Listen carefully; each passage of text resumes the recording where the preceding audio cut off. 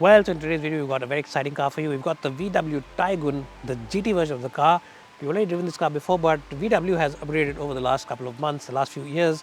They've given it subtle changes, and we thought we'll tell you about them. Now, the biggest change on the outside, well, very subtle changes to the grille, subtle changes to the bumper, and of course, the headlamp design is the same, the bonnet is the same, and the rear end is the same. You get 17-inch wheels running on 205 section tires, and the alloy wheel design also has been slightly modified.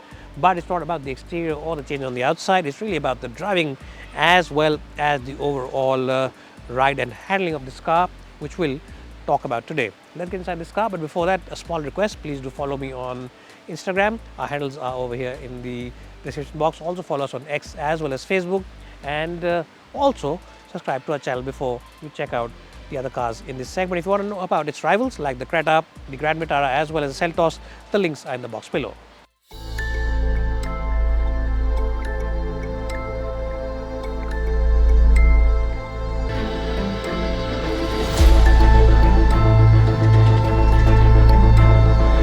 Well, so the first thing you really appreciate about the Taigun is this, not the alarms, but this solid and reassuring door shuts. And when you do that, you realize that this is really a 5-star crash test safety rated car, and that really shows you and gives you a sense of confidence. Once you're inside, everything is dark and gray and black inside the cabin, and that's a good thing because sporty cars really should be black and gray and not cream and beige. And I really appreciate this. Also, in the summers in India, especially in Delhi, the seats tend to get spoiled. They get fingertip marks and stuff like that if you eat in the car, or even if you sweat a lot, then beige color gets soiled rather easily. So inside this car, that is not an issue which is going to happen in the dark seats. What you'll also like is the fact that you get completely digital dials over here and completely digital cockpit, so that also looks very unique. And of course, you can change what you see over here. A few features can be changed and moved around, so that also gives you a sense of customization option that you get. Automatic wipers, automatic headlamps, those things are available. You also, of course, get cruise control on this car, and you also get a touch panel for the AC. Now, that's something which I don't appreciate because this can get soiled and fudgy with your fingertips. So that's something which I think VW should change. Cool front seats is a big boon, and the only negative inside this car is the fact that the rear parking view camera isn't really the best in terms of its view. Yes, it doesn't feel HD at all. It feels very low definition and feels as if you're using a VGA camera from the mid 2000s. So that's something that VW should fix on this car. But other than that, it's a nice and premium place to be. Soft touch plastics all across, and just the feel, the fit and finish, and the premiumness of this cabin feels very good. You get stitching on the steering wheel. You also get stitching on the seats, and a little bit of red stitching over here on the door panel as well. I would give this car's cabin a good score of 8 out of 10. The front end, of course, the only thing is it feels narrower compared to its rivals, especially the Creta and Seltos, and also you don't get a full panoramic sunroof like its rivals. You only get a small one over here. Anyway, still a respectable score of 8. Well, so now in the back seat of the VW Taigun, and I have to say that in terms of knee room and in terms of headroom, it is a very impressive place to be. The front seats have been raised up so you can stretch your feet. AC vents and USB Type-C, 2 of them, charging ports over here. The floorboard is almost completely flat, so you do get plenty of place to stretch your feet. The only thing is it's not a very wide car, so it's best for 2. 3 can squeeze in, don't be in any doubt, because you also get a headrest over here, and 3 can squeeze in, but it's not a very wide car, so it's best for 2.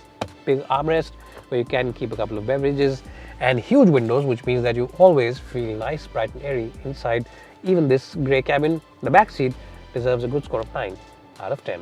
Now let's check out the boot and then take it out for a spin.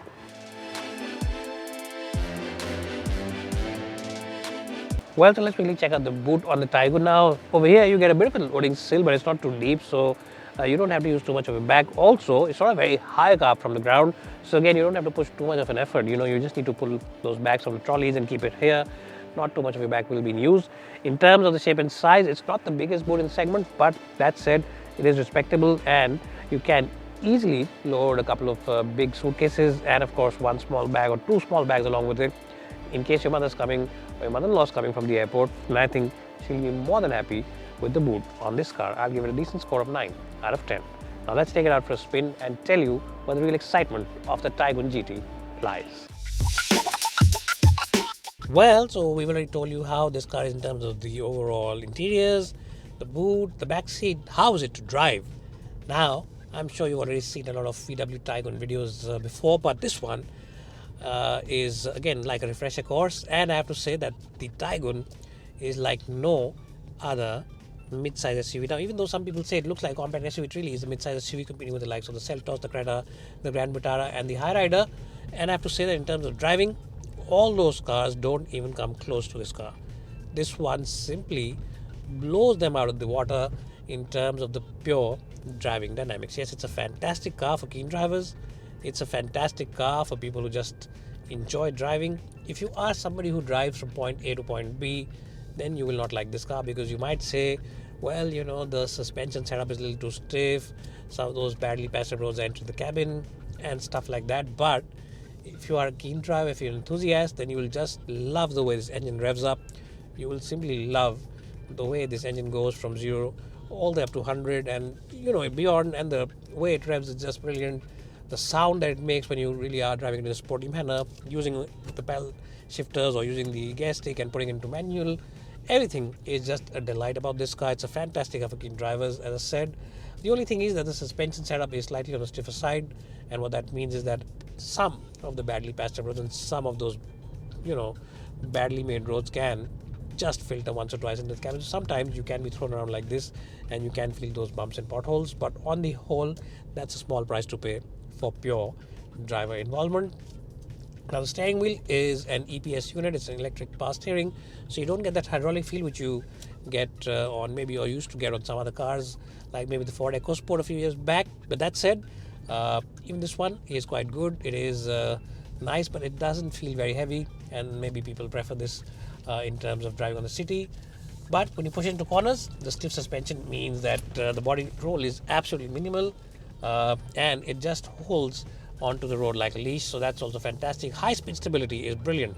You know, no other car in this segment can give you the same kind of high speed stability that this car gives. So if you're driving at maybe 100, 120, 140 kph on the highways, usually 120 is the limit on most highways, but if you drive it onto those speeds, and even if there are some crosswinds or maybe some truck overtakes you, you're overtaking some slow-moving vehicle, those crosswinds, nothing will affect you, and this car feels rock solid and stable. Also, because it is 5-star, you know, in terms of the crash test safety rating, what that means is that it feels very sturdy, the platform feels very sturdy, the build quality feels very robust, and that also adds to the sense of overall solidity about this car. And overall, it just feels like a very nice and very well rounded package. Overall, I think it's a pure driver's delight. The fuel efficiency, we've been driving this car around for the last week. The fuel efficiency on board is about 13.5, which is quite good. Visibility all across is excellent, even though you get small mirrors, but you can easily look around them and they give you a good depth of field. And visibility from here also is good, so first time drivers will also enjoy this car. And just in general, I don't have any issues with the VW Taigun. It really is a fantastic car and a very well-rounded package, and I think once you get addicted to driving a VW, then there's no going back, and you just can't choose any other car in this segment if you enjoy and call yourself a keen driver. Anyways, I hope you have enjoyed watching this video. It might have some positives and it might have some negatives, but I think if you have a very focused approach, if you really want just a pure driver's car, then nothing comes close to the VW Taigun in this segment.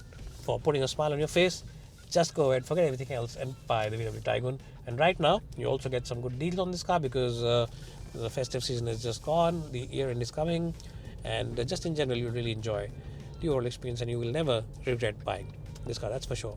Now, before you blame me and say that I'm sounding like a VW salesman, I'll end this video review right here. See you soon in the next one.